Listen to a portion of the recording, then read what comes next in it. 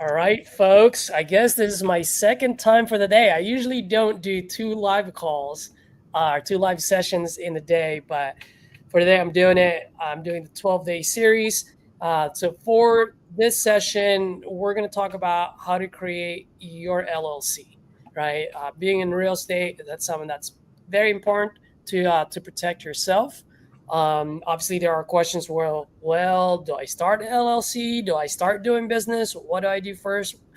So I have Nick here, who I've invited from Prime Corp Services, and that's who I use. And I know there are other people out there. Nick, you're probably going to talk about some of your competitors, whether that's InkFile, Zoom Legal, I think. Forgot the other guys. But at the end of the day, I've used you guys since day one. I haven't had any problems with you guys. Whenever I call my guy Gavin, who's the one that signed me up, right? So he's my account manager. Yep. He's always on the call with me. Obviously, there are times when he gets extremely busy. Hey, man, like he gives me a call within 24, 48 hours. I'm a happy camper. So before we get going to the Prime Corporate Services, just want to introduce myself for some of you that are new to the channel. My name is Caesar. I started wholesaling, virtual wholesaling 12 months ago, actually 13 months ago now. And within the first 12 months, I did over $100,000 of assignment fees closed and funded. So, not the biggest, best out there, but at the end of the day, I'm just a regular 9 to 5 guy who left the 9 to 5 grind to create freedom and legacy. And for me, my first 12 months was proof of concept that I can earn $100,000 without a boss, cold calling for myself. So this channel is all about growing together, inspiring each other. So no excuses, just moves. And I'm just here to provide value and a platform for anyone that's starting in the business. So enough with me. Nick, feel free to introduce yourself and let us know what you're going for today. I appreciate it, Caesar. You're the man. And then, Caesar, if you want to share the slides, that'd be great. And also, big kudos to you, Caesar. I know Caesar hasn't been feeling well for the last few days, and he's still managing to get 2 different lives in a day. So good for you, Caesar. And also, that's an testament to just how much you care about your community and assuring that they have all the necessary tools, not only necessary tools, but the tools that are necessary to make sure that you have put in place before the end of 2024, right? That's why Caesar was as eager to have us hop on here as he was, is the end of the year is here. And a lot of what we're going to be discussing is very much applicable and pertinent to getting put in place before the end of the year. But Nick Bulis, Prime Corporate Services, it's a pleasure to meet all of you. Now, the first thing that I want to do is make sure you guys all have an understanding of who we are here at PCS. So we are a comprehensive business firm that focus on 3 different areas. So the first area of emphasis and focus is on the legal side with our attorneys that oversee, roughly speaking, about 65,000 corporate structures on an annual basis, right? So every type of corporate structure under the sun we do, LLCs, S Corp, C Corp, you name it. Okay, and that is also going to be a vocal point of our discussion today, is assuring that you all have the proper corporate structure in place before the end of the year to assure that you have max asset protection, max tax advantages, and max privatization.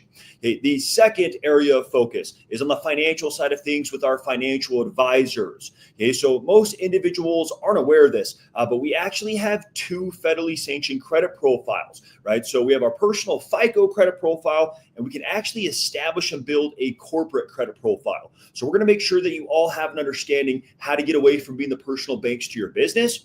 And then lastly is on the tax preparation side of things with our CPAs that oversee, roughly speaking, about 20,000 tax returns on an annual basis. So everything under the sun when it comes to tax preparation, personal taxes, business taxes, corporate taxes, you name it, we do everything tax related. So those are the 3 areas of focus. We will touch base on all 3 today. However, the vocal point will be around the entity structure side of things. Okay, so we're going to get everybody up to speed with the tax reform, right? We need to make sure that you all have an understanding what's changed with the tax code and how those changes directly affect sectors of self-employment. And then, as I mentioned, we'll shed light on legal and financial liability, specifically in regards to your corporate structure. Now, that being said, let's dive right into it. So first things first, we need to get everybody up to speed with the tax reform. So everything that we're going to be discussing today is predicated off the tax reform. So as of January 1, 2018, Tax Cuts and Job Acts was implemented. It's the most recent tax reform. Now, the biggest change with the tax code, we no longer have the ability to offset our tax liability with tax deductible expenses operating in self-employment sectors as an individual. Okay, if that makes sense, great. It's a huge change. And then if it doesn't at the moment, it will by the end of the webinar. Now, as I mentioned, legal and financial is what we're going to be discussing. We're going to start on the legal side of things. And what it is that we're going to be going over is a specific type of business entity. More particular than that, a specific type of real estate LLC. Okay, so if everybody just wants to write down holding company. So what we're going to be discussing today is your operational real estate holding company. Now, this is at the very, very top of your corporate hierarchy. Now, what a holding company is an LLC that is structured out of one of our 4 haven states. Now, what the 4 haven states are: Alaska, Nevada, Wyoming, Delaware. Alaska, Nevada, Wyoming, Delaware. Now, reason why they're referred to as haven states, they're the most corporate-friendly states in the country, and they're the most corporate-friendly bylaws. Now, there's 3 advantages of these corporate bylaws if you just want to write down numbers 1, 2, and 3. So number 1, if you'll write down max asset protection. Max asset protection. So because of these corporate bylaws, you literally cannot have any better asset protection than you do out of one of these 4 states. Number 1 is max asset protection. Number 2, write down max tax advantages. So these are all 0 income tax states. We're also going to elaborate in great depths in regards to the holding company's operating agreement and the different tax functionalities that consists of. So number 2 is max tax advantages. Number 3, if you want to write down max privatization. Right, so the haven states are referred to as privatization states. Now, what that means is it's not public record who the members of the entity are. Right, so it gives you the maximum anonymity. So at the very, very top of your corporate hierarchy, you have your operational holding company that gives you the max asset protection, the max tax advantages, and the max privatization. And then from that point, as you progress with your real estate business endeavor, you diversify, you acquire assets, you'll eventually have other LLCs in place that are owned by the holding company. Now, the LLCs owned by the holding company are referred to as subsidiary LLCs. And all subsidiary means is plain and simple, it's a corporate structure that's owned by a holding company. Now, the reason why you do your corporate hierarchy in this capacity is it kills as many birds with one stone as necessary. And just for the very simple fact, every LLC that is now owned by the holding company now inherently has the max asset protection, the max tax advantages, and the max privatization. Right, once again, it kills as many birds with one stone as necessary. Now, for those of you that are just getting started and you're just starting off on the wholesale side of things, you're going to be utilizing your holding company for operational purposes, right? Then as you progress and you acquire assets, then you'll get your subsidiaries put in place, but you can use your holding company for operational purposes.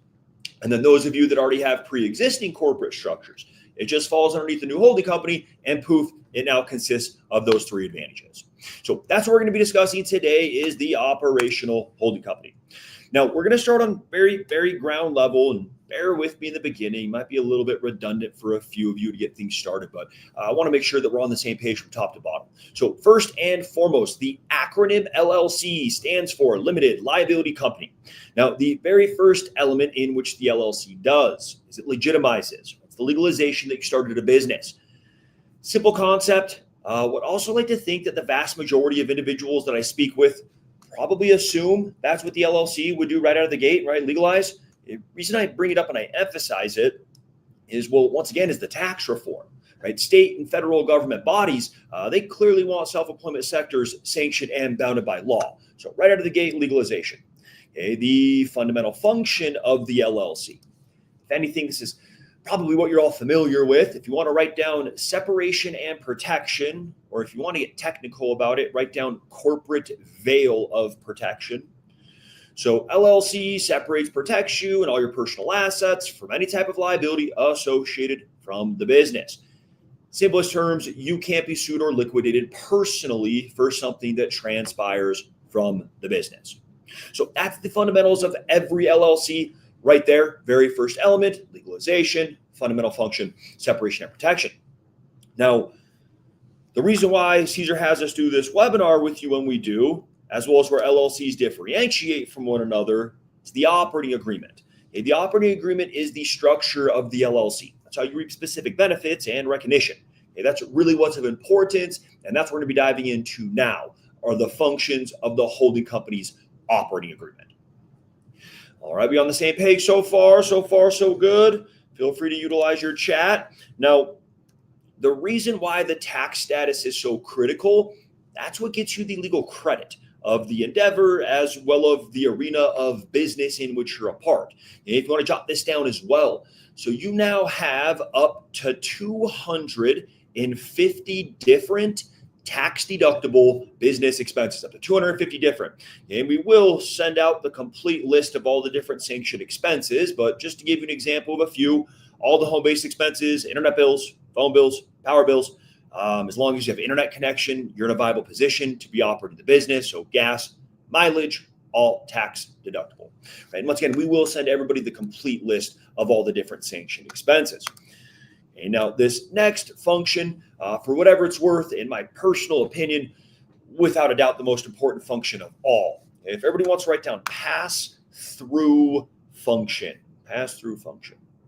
And I say most important function of all, in particular for the individuals that have other sources of income outside of your real estate business endeavor. And let's actually get a little bit of a gauge here. If you are currently generating income outside of the real estate business endeavor, so that means if you have conventional W-2, 1099, retirement, if you are generating income outside of the real estate business endeavor, put a 1 in the chat if you are.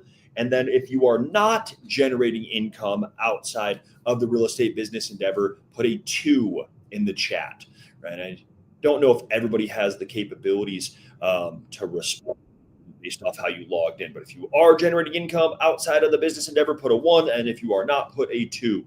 Right? And it'll make sense why I just inquired about that question here in a second. So I'm going to give you the by the book definition first, then I'll come back, break it down in a way that I find to be a little bit easier to conceptualize.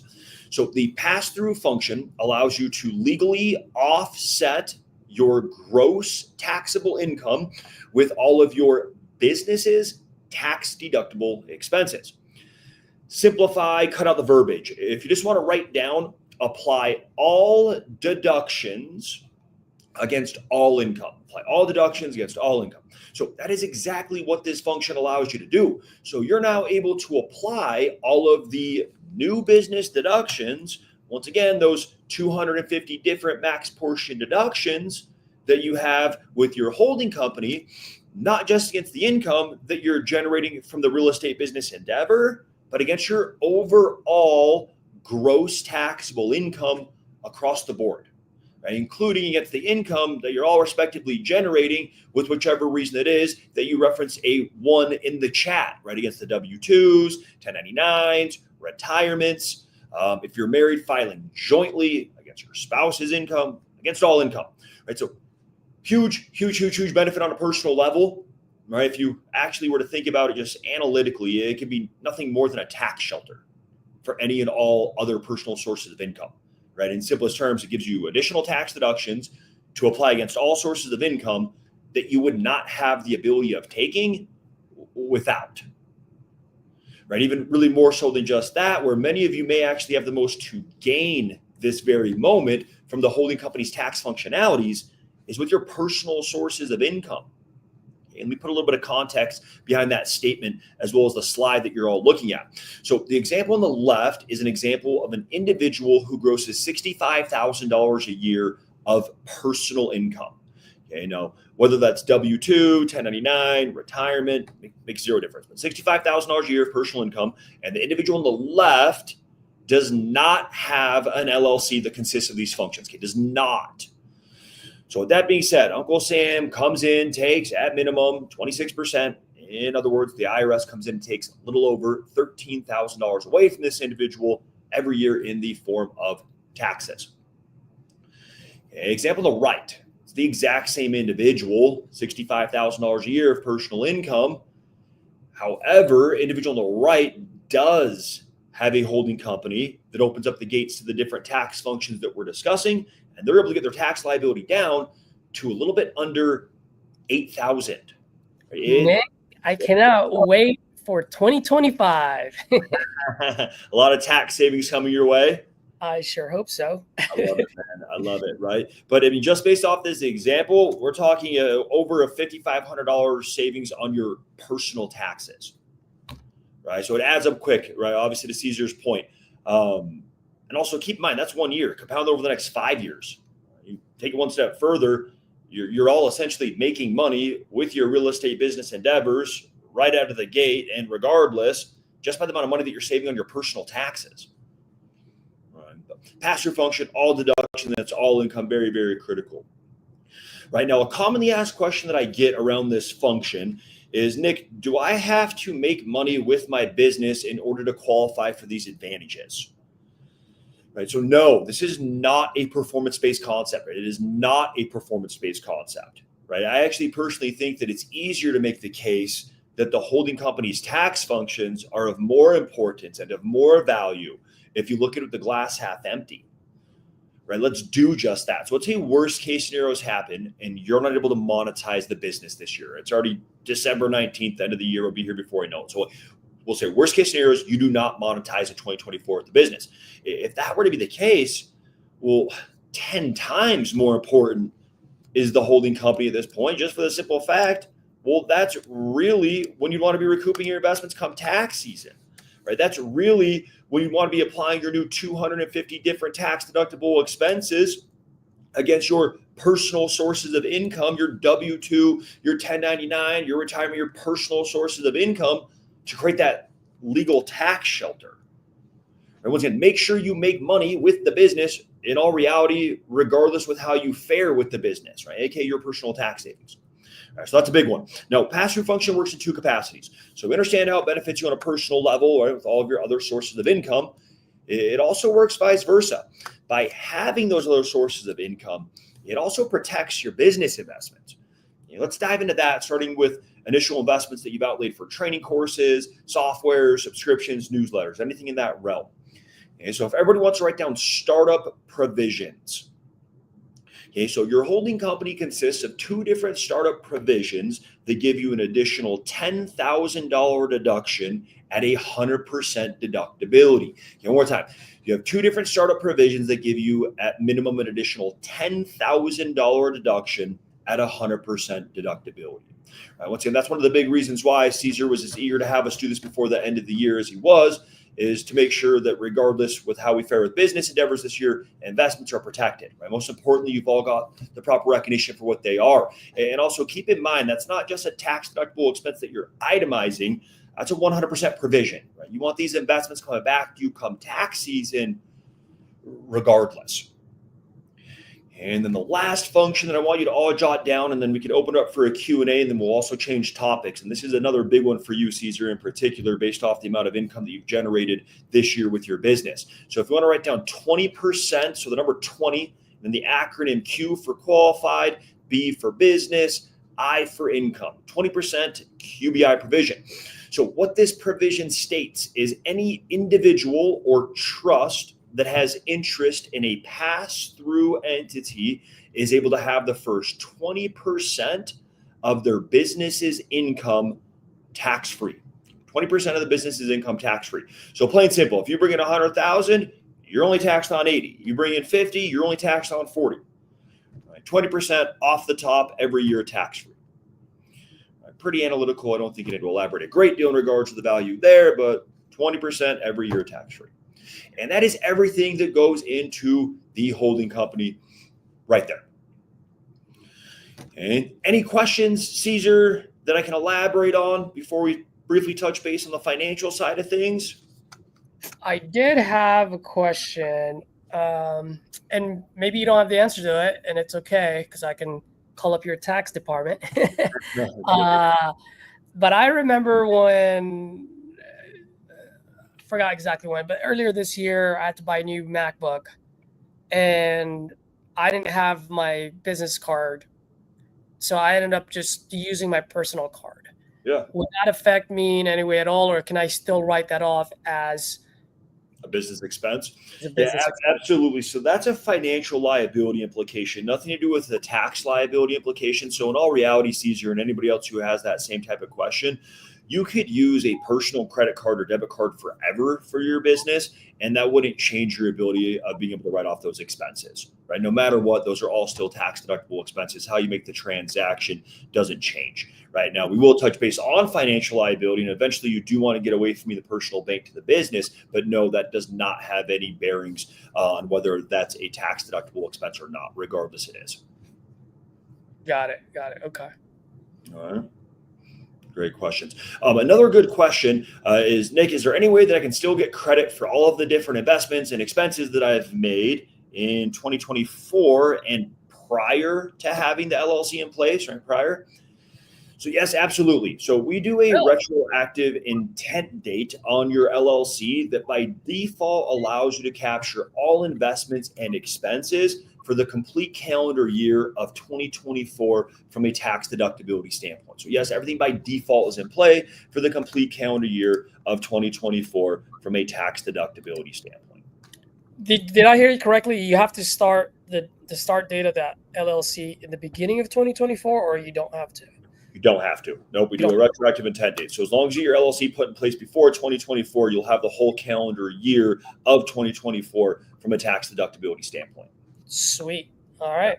That's a big one, right? And then somewhat the caveat to that, well, Nick, is there any assistance that you can give me for different investments and expenses that I made in prior years, 2023 and so forth?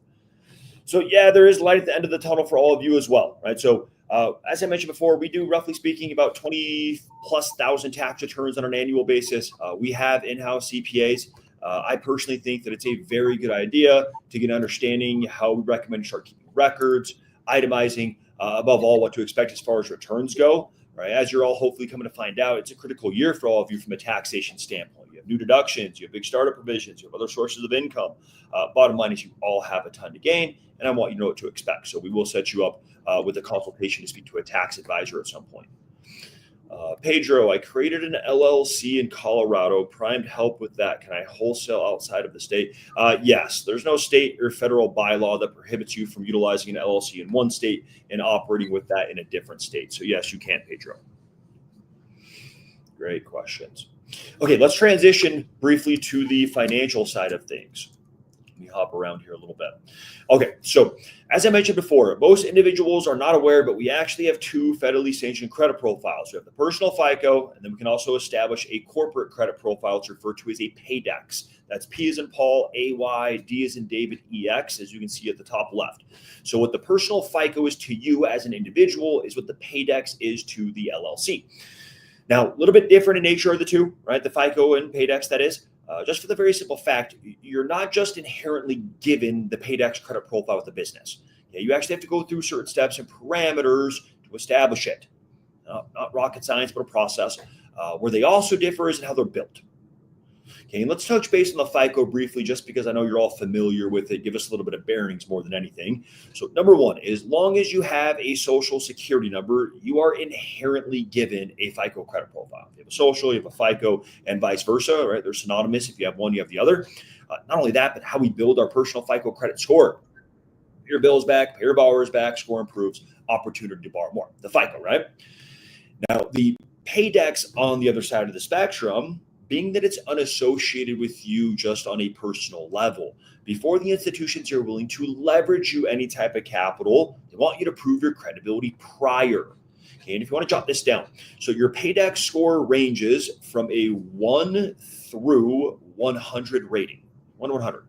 And if you also will write down 75 to 85. So 75 to 85, that's at minimum the goal for any business owner, right? That's what's considered an excellent rating on the PAYDEX. That would be the equivalent of having a 700 to 800 on the FICO, right? So obviously, if you can get higher than the 85, all the more power to you. But at minimum, that sweet spot is a 75 to 85. Now, the reason I say that the 75 to 85 marker is the goal for any business owner, Once accomplished, you're now what we refer to as is a self-sufficient business. Right? The business is now walking and funding on its own 2 feet, utilizing corporate funds, business lines of credit, capital unassociated with you just personally. Right? You want to get away from being the personal bank to the business, right? Even more than just getting away from the personal bank to the business, need to get away from being solely personally financially liable for the business. Okay, very, very easy way to break this down is if you just think about it in a binary, right? As you can see on the slides. So the example on the left is personal, right? That's us who have social security numbers that are tied to our FICO credit profiles, right? Hence why you're financially liable for anything that's tied to your FICO. So personal, social, FICO. Other side of the business, that's our LLCs that are tied to EINs, right? You all know what that is, employer identification number. That's the business's social that's tied to a PAYDEX credit profile. So you want everything that you're doing in regards to the business from a legal as well as from a financial standpoint to be falling on the LLC linked to the EIN that you're developing the PAYDEX credit profile off of. So regardless what happens with the business, it doesn't come back and affect you personally. Right? There's no limit to how many businesses you can start and how many PAYDEX credit profiles you can establish and build. Right? You have one FICO, you have one social. You don't jeopardize that for something potentially out of the business's hands. Right? They give us 2 federally sanctioned credit profiles for a reason: personal, business. Right? Separate the 2. So Pedro, my LLC is 1 year old. Can I qualify for a loan? So somewhat of a lot of ambiguity there, right? Just because I'm an underwriter and there's a lot of different elements that go into like actually getting approved for a loan. But the first question that I have to ask you is, do you have a PAYDEX credit profile? Did you actually go through the process of establishing a PAYDEX? If you never established a PAYDEX, you don't have any type of profile tied to your LLC, and that'd be nothing more than a personal loan.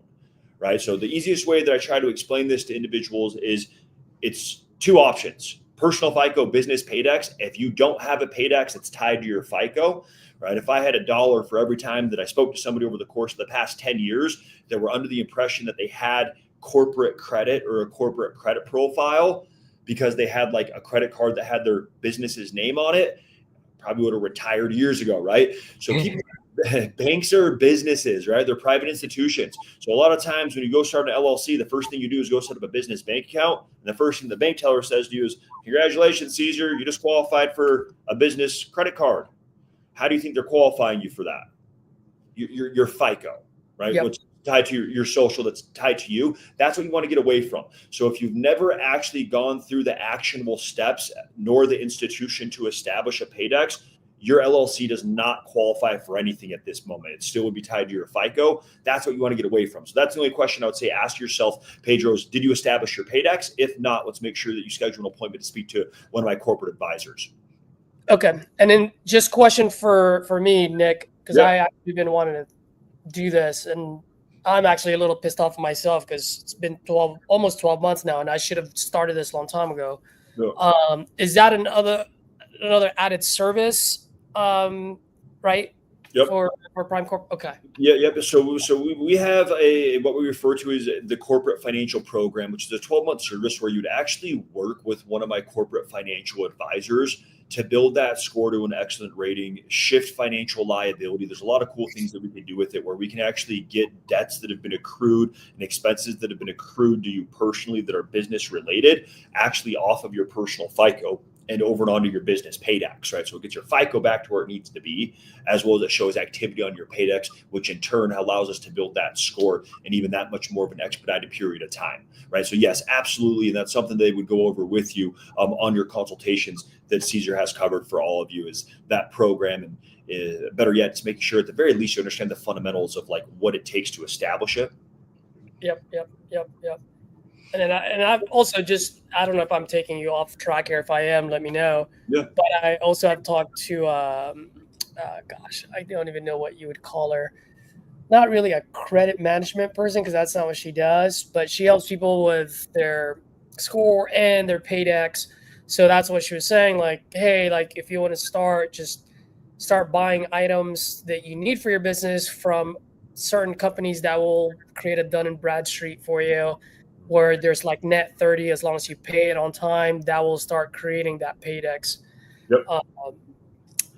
Number Yeah, that you're talking. so there's some, when you first start, you have to work with, we don't have to, but it's one of the strategies that we implement just because it builds it in an expedited manner, is what are referred to as net 30 accounts.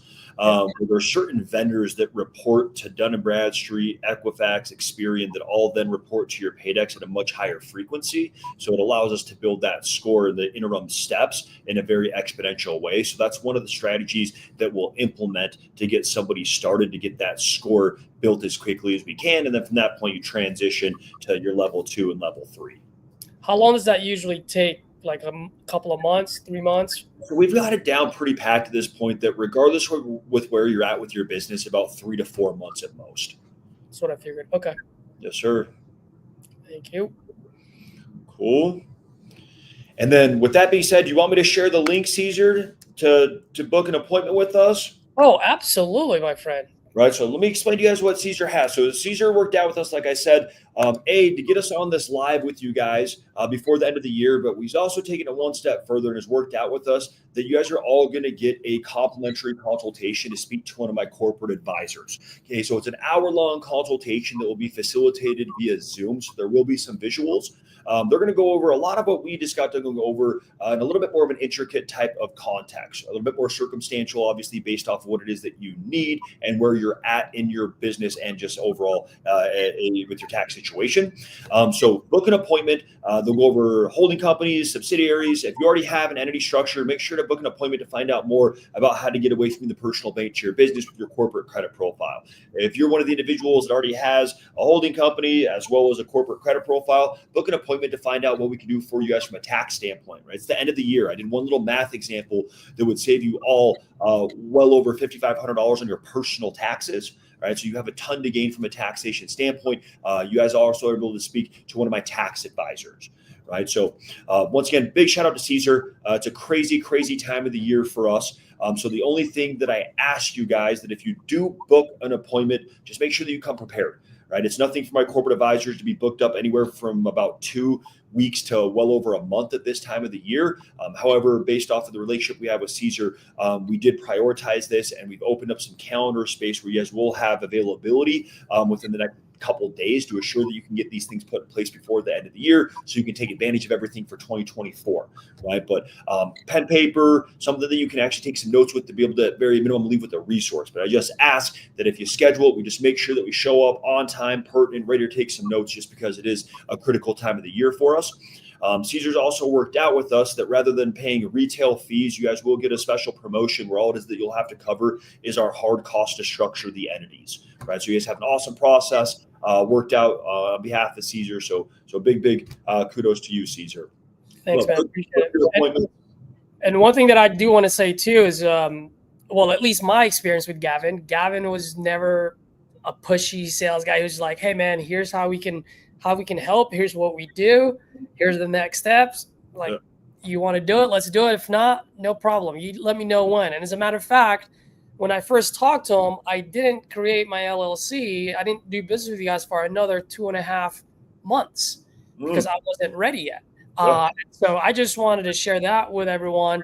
The fact that, once again, I've had a great experience with Gavin. I don't know about the other guys. I know you guys have a lot of different folks. So if you get a bad experience, don't be like, "Caesar, what did you say?" Like, well, you didn't talk to Gavin. Yeah, no, definitely. Nobody here should have a bad experience, right? I think our credentials speak volumes for themselves in the sense that we got over 4,500 5-star reviews on Google, A+ on the Better Business Bureau, right? We didn't get to a $100 million enterprise by force feeding, right? We're at that point as well now where, like, we don't need to, right? If somebody doesn't want to work with us, we're plenty of busy, right? We want individuals that see the value in what it is that we're doing, even at a retail level. But the fact that Caesar's able to work with us in the capacity in which he is, we are going to be doing a special promotion for this live webinar today, where you guys do get a significant discount across the board on services, right? So if you don't have your entity structures, book a consultation and take advantage of what you can, just because you can't get it done for any cheaper, right? Even if you were an attorney and you were to do it yourself, right? So all it is that you guys have to cover is the hard cost. So you as well have great experiences, right? I have 80 corporate advisors that are all phenomenal. They all have their certifications, licensing. So you're speaking to some really knowledgeable individuals. Cool. Other than that, anything else, Caesar? You want me to touch base on? No, that's pretty much it. I know you mentioned taxes. Well, did you have any more, or was that the end of your presentation? No, that's all I got for today for the most part. Wonderful. And I know, and I'm asking for myself because Yeah. I'm starting to get to that point where, okay, now I can perhaps look at the other services that you guys provide. So I know the next one that I'm going to take care of is my taxes, right? So I'm probably going to use your guys' tax department. I don't know what to call it. But what are the other, I think there's like four, is it four that you guys provide for four So services? we do estate planning as well. Estate planning, okay. So for those of you that own your own home or you have children, and I think I actually have a slide on here. Okay, yeah. So those of you that own your own home or you have children and you don't have a trust, make sure you bump that up in your priority list, right? It's the only way that you can legally avoid probate, right? So to give everybody a quick 10,000 foot view on the four different components that make up an estate plan. So without a doubt, in my personal opinion, the most important component is the trust, right? And the reason I say it's the most important component, it's the only way that you can legally avoid probate. If your estate is uncontested, probate is on average $5,000 to $10,000. If it's contested, times that by 10. It's extremely expensive. It's time consuming. The state's involved. Attorneys are involved. I could probably say less, right? So very, very important component is the trust. Right. And then those of you that aren't 100% familiar with what probate is, it's death taxes, right? So when someone passes away, when someone deceases, the state that you live in, like the actual state, like I live in Utah, the state that you live in is equally entitled to your assets as your beneficiaries are. Okay. And guess how they go about figuring out who gets your assets? Litigation, right? Court. Guess who, generally speaking, wins in litigation? Right? The party that has more money. And guess who usually has more money? The state, right? So the only way that you can avoid that debacle is with the trust. So most important component, the trust. The second is the will, right? The will, I think for the most part, everybody has a relative understanding on. That's the picking of the distribution of assets, who gets what goes where, beneficiaries. And then the third component, living will. And that's picking how you want to proceed moving further for yourself in life and death circumstances. Do we want to continue or do we not want to continue in life and death circumstances? Healthcare directive, last wishes. And then last, power of attorney, right? So that's picking an agent to act on your behalf if you're no longer able to mentally or physically do so yourself. So those are the four components that make up the estate plan, right? Once again, if you own a home and you have children, bump that up in your priority list. I work at a firm that does over 10,000 of these a year, and I personally know how easy it is to kick that can down that road. It's an important one. So you guys have access to those professionals as well, right? You have the whole gambit of the different facets that we offer here from a consultative standpoint, right? So make sure you book your appointments. If you need entities, if you want to have a better understanding about getting away from personal bank, make sure that you speak to a tax advisor before you go to file your taxes at the very least, so you can have an understanding what to expect as far as returns. And then lastly is the estate planning element. Absolutely. And Nick, also, like a lot of my viewers are new to the game, right? And so one of the first questions that I always get, and I even asked the same question when I first started, is, well, what do I do? Create my LLC first, or do I start wholesaling first?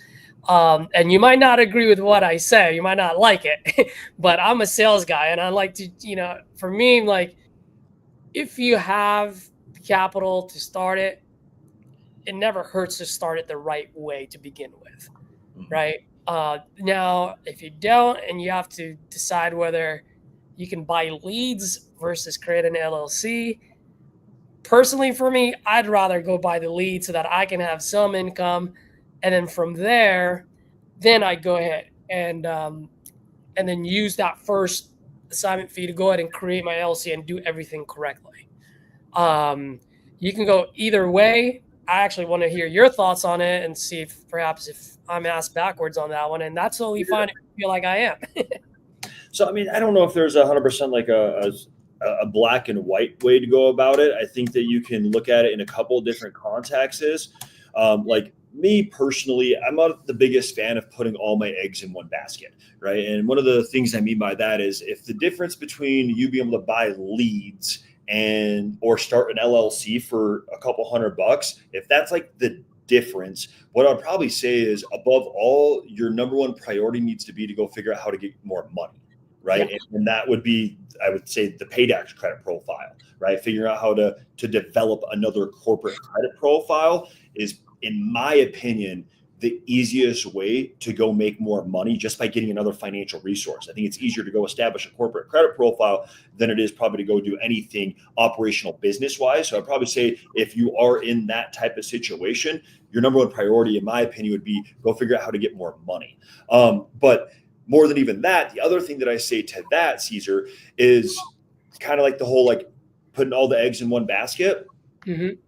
Whether you go make $5,000 from an assignment or you save $5,500 at minimum on your personal taxes come April, it's $5,500, right? Another, in my opinion, very low hanging fruit when it comes to like making money with your business is just saving money with your personal taxes, right? If you save $5,500 come April, or you go wholesale a deal in April, $5,500, you're in the net $5,500 regardless, right? So I firmly believe that the first step that everybody should take when even conceptualizing starting a business at this point should be the LLC. And that's for no other reason that it's not a performance-based concept. For those of you that have W-2 occupations with no business income, this LLC, just by having it and the different tax functionalities that it consists of, we're saving $5,000, $10,000, $15,000 potentially on your personal taxes.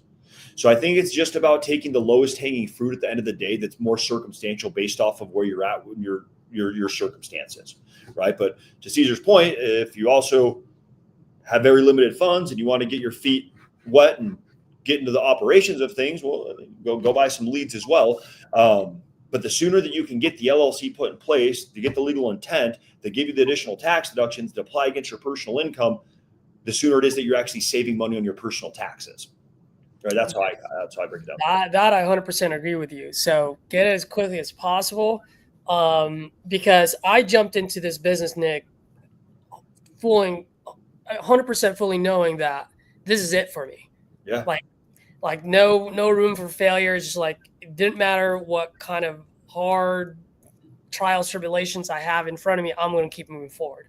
Yeah. So it's not like 1 foot in, 1 foot out, where some people may be like, oh, I've watched a few YouTube videos. These guys are making good chunk. Like, like if you just want to try it out, for me, I'm like, try it out first because you might not like it.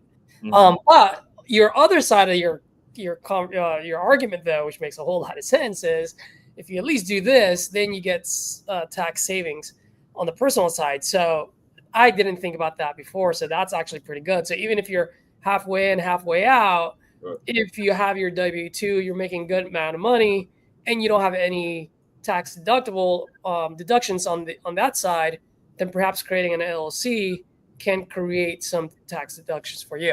I also think a lot of it has to come down to where you're at in the year as well. Like it's December 19th. This Friday is the last day to actually get an LLC filed to still be able to take advantage of everything for 2024, right? So for a lot of you that are brand new, that are kind of on that cusp of like going in and still like potentially pursuing like other type of aspirations, whether it's like traditional employment or other type of business endeavors, like the time is now, in the sense that by the time that you probably are equipped to really go take some action, you might be a month or two out, right?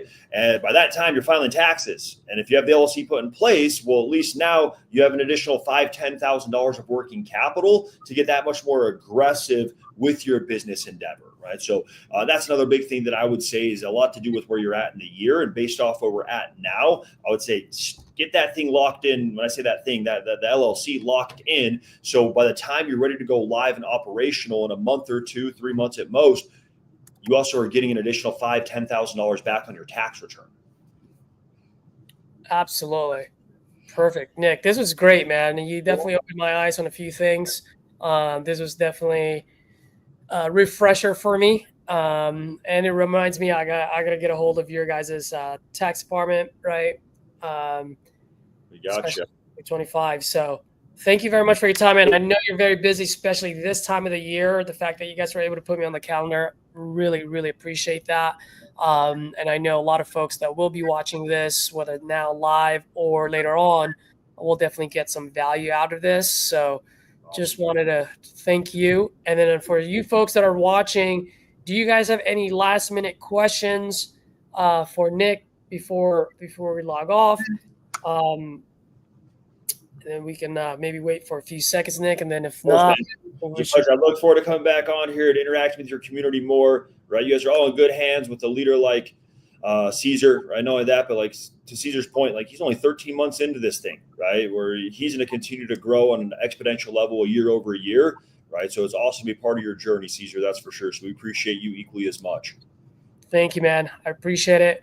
Well, I don't think there's any questions on here, Nick. So, all right, thank guys. you for everyone. Nick, thank you. Sure. We can definitely, I can definitely send you an email. Maybe we'll grab another phone call, resume, and we'll chat it up. Cool, man. Let's make it happen. Absolutely. And for everyone else, thank you for always supporting, for watching. Smash that like button. I'm still pretty new to this, as you can see. But yeah, leave your biggest takeaway in the comments below. I'd really appreciate that. And if there's any questions that come up later, feel free to send me a message on Facebook or Instagram, or just leave your question on the comments, and then I can definitely reach out to Nick. And then also, lastly, guys, tomorrow is day 12. It's the last day, and it's all about taking actions, because that's what I'm all about. It's all about just learning just enough to be dangerous, so that way you can go ahead and take actions. So tomorrow I'm going to be doing live seller calls. I don't know. I may do it for 2 hours, 4 hours, 6 hours, maybe the whole day. We'll see how that goes. I'm buying buttload of leads tomorrow, so I'll close as much as I can, because at the end of the day, I know it's only December 20 by tomorrow, but you know what? It's already January time, man. Anything I sign up tomorrow is coming in January. So once again, thank you, Nick. Thanks, everyone. Pleasure, guys.